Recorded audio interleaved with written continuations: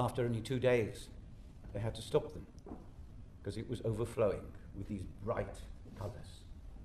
Brighten it, brighten it, brighten. I've enjoyed your company, and I don't want to say farewell, but I'm certain we'll meet again. You know, when I was young, a little boy, I used to gaze out of my bedroom window at night.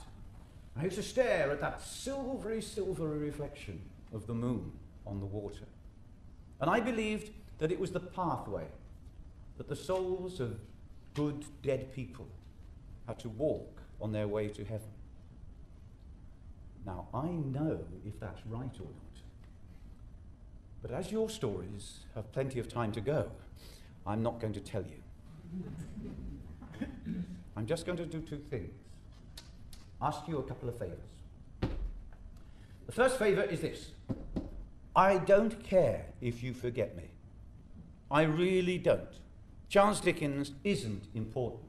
What is important is what's in here.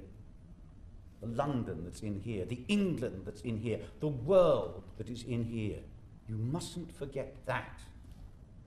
Those characters, those 2,000 characters, you can keep them alive long after we have gone. So that's the first favour. The second favour is this. I want you all to decide to read one of my books. And I don't care which one it is. It's up to you. You can read whichever one you like. You can read one you've read before, you can read one you've never read before. But I want you to do it in a really special way. I want you to read only one chapter a week. Because that's how my books were read to start with. Not one of my novels came out as a novel before it had come out in instalments. That's how they're written. Weekly instalments.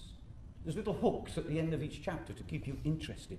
And if you're really, really clever, what you can do is you can find a novel and find what time of the year it starts. And then you read it every week. Look out the window and you'll find if it's the same time of the year as you start reading it, the year progresses in the novel as it does outside. Because I want you to feel as though you're there, to really experience it. When Mr. Pickwick goes down a slide, it is winter outside. When he goes to the cricket match, it's the summer outside. It's important that you do it. Now, after the first couple of weeks, you'll probably think, oh, good grief, I don't know why I'm doing this. But I think after about 6 or 7 weeks, you'll be desperate to get to the next chapter. But don't. Read it and enjoy it, just like they did. And so that's it.